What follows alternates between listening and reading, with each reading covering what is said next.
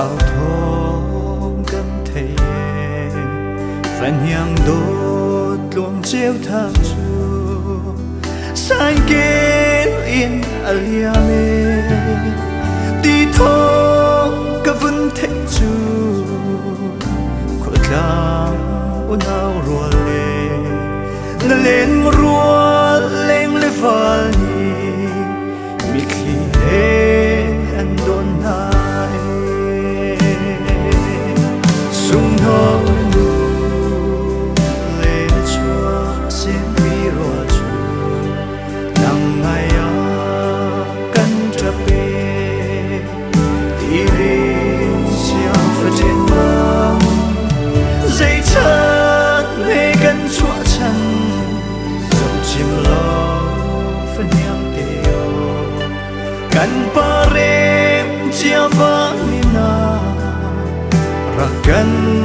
dong vete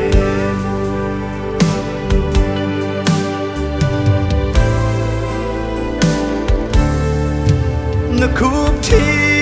rual hoi na chu leng do runin an ka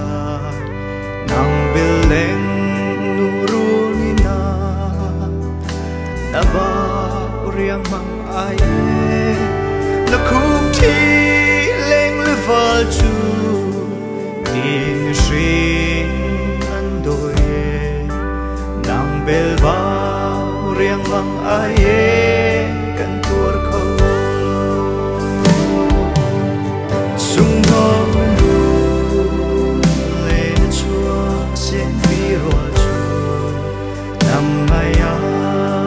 kan tra pe irin sia fa trên mang dây chân về căn chua chân dòng chim lo phân nhang tiêu căn parem chia vang nina rakan dong vete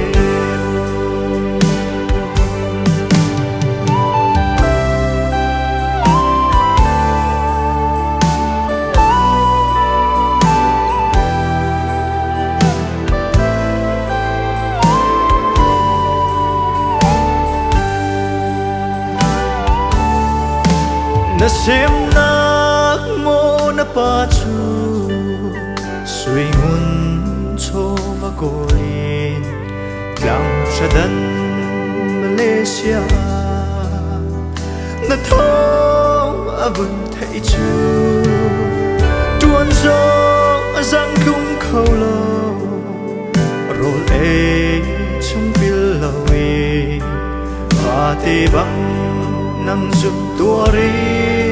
asam tori sung hong nu le na chua sen vi ro chu